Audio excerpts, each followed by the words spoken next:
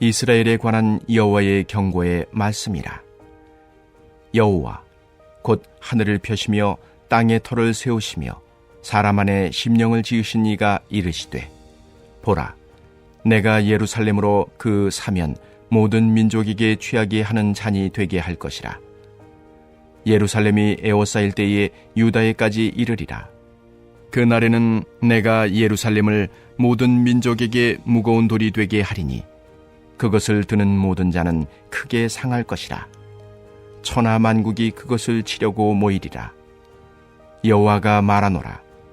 그날에 내가 모든 말을 쳐서 놀라게 하며 그 탄자를 쳐서 미치게 하되, 유다 족속은 내가 돌보고 모든 민족의 말을 쳐서 눈이 멀게 하리니, 유다의 우두머리들이 마음속에 이르기를, 예루살렘 주민이 그들의 하나님 만군의 여호와로 말미암아 힘을 얻었다 할지라. 그날에 내가 유다 지도자들을 나무 가운데에 화로 같게 하며 곡식단 사이에 횃불 같게 하리니, 그들이 그 좌우에 에워싼 모든 민족들을 불사를 것이요 예루살렘 사람들은 다시 그 본 곳 예루살렘에 살게 되리라.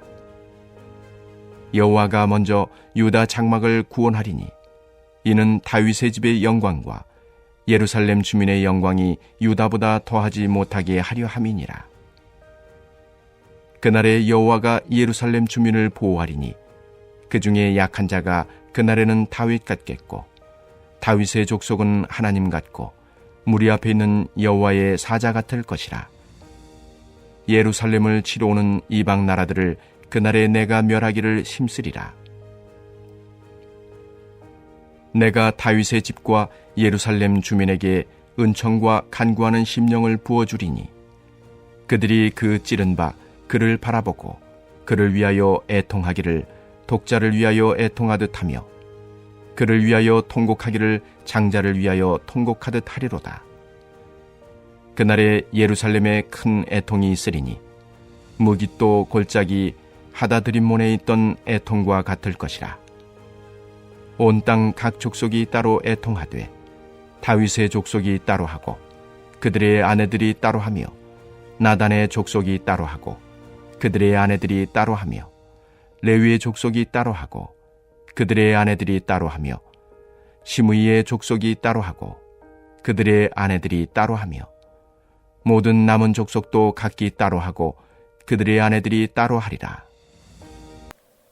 할렐루야.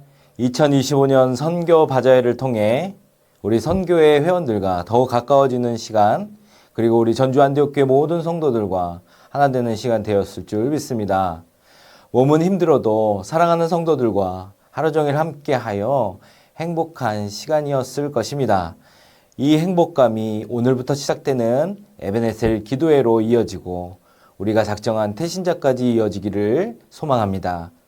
스가랴 12장 첫 절은 이스라엘에 관한 경고의 말씀으로 시작됩니다. 선지자를 통한 경고의 말씀은 무엇입니까?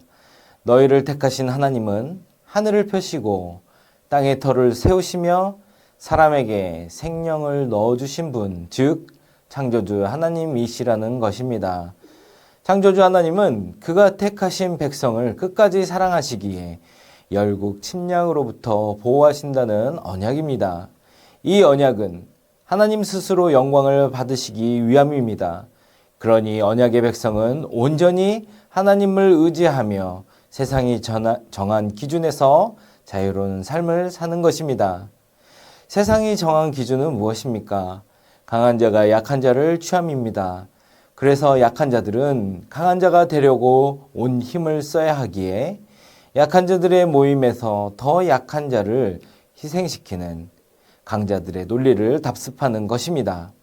이러한 삶을 사는 이스라엘에게 하나님은 너희를 괴롭히는 강대국을 이스라엘을 돕는 것으로 또는 깨달음을 주는 회초리로 쓰시는 분이심을 강조합니다. 즉 강대국 사이에 보잘것없는 이스라엘을 사랑하시고 지키심으로 하나님은 만국을 다스리는 분임을 알리신다는 것이죠. 이 언약은 스가랴 당시 선민들에게만 해당되는 것이 아닙니다. 이스라엘이 애굽에서 나올 때 가나안 땅에 들어갈 때에 생각해 보시면 하나님께서는 그들의 힘과 능력으로 기대조차 할 수 없는 일들을 하시고 살리시고 보호하신다는 약속을 이루셨습니다. 세상의 강대국은 그들의 야욕을 실현하고자 자신들보다 약한 나라를 무력으로 침범합니다. 그리고 세력이 커지면 커질수록 더욱 큰 나라를 침략합니다. 이스라엘은 그들에게 먹음직스러운 나라는 아닙니다. 이스라엘을 괴롭혔던 애굽, 아수르, 바벨론 등이 이스라엘을 침공했던 이유는 세력 확장을 하는 길목에 이스라엘이 있었기 때문입니다. 즉 이스라엘은 강대국 사이에 존재하였고 그들을 지키시는 하나님은 선지자를 통해 늘 말씀하시기를 하나님만을 바라보는 온전한 믿음을 가지라는 것입니다. 온전히 믿고 따르기만 하면 이스라엘을 침범하는 강한 열국들을 심판하신다는 것이지요. 이런 반복되는 흐름 속에서 이스라엘 백성들은 왜 자신들의 조상이 경험했던 하나님이 보호하시고 이루시는 것을 믿지 못했을까요?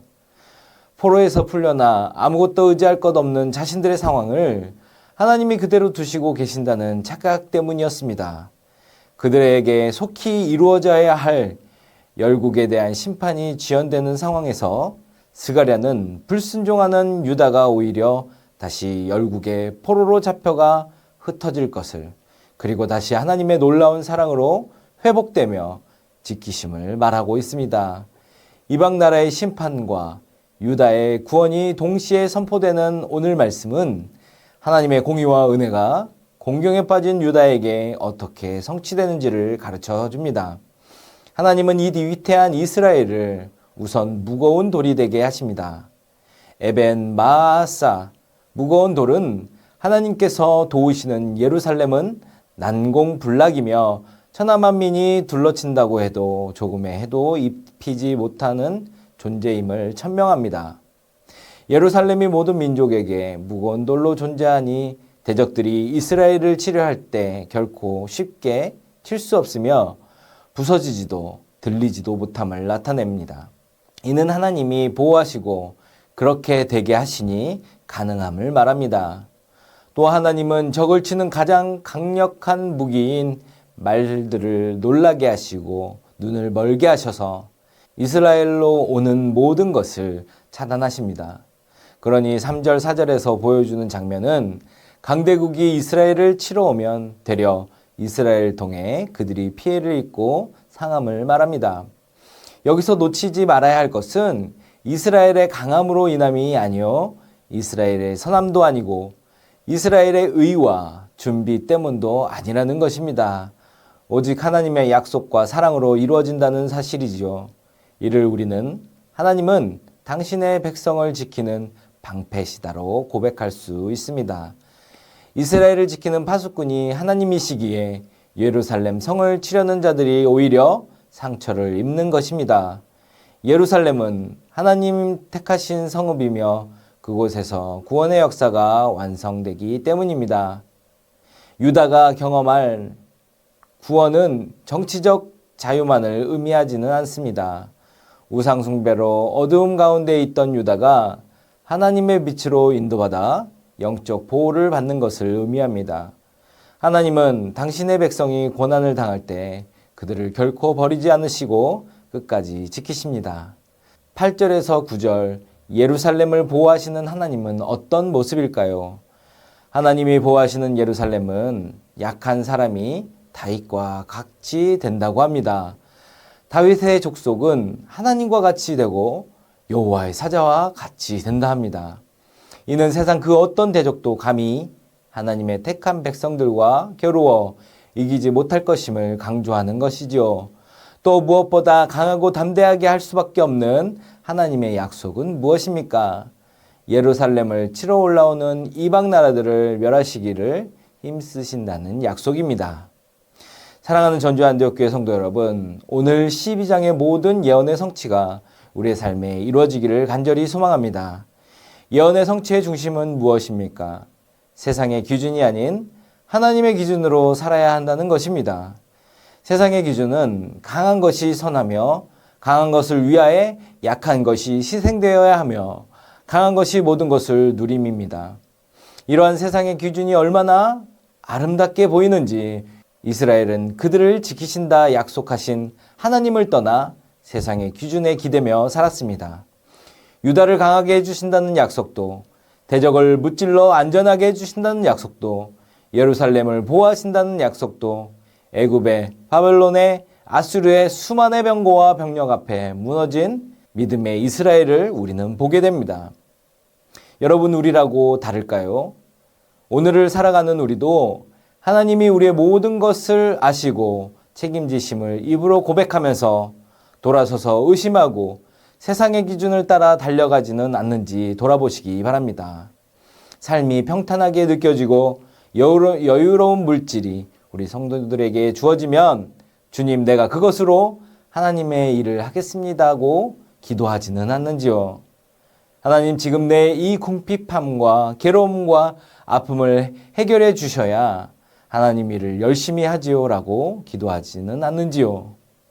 확실한 것은 10절, 하나님은 다윗의 집과 예루살렘 주민에게 은총과 간구하는 심령을 부어주셔서 애통하며 통곡하게 하신다는 것입니다.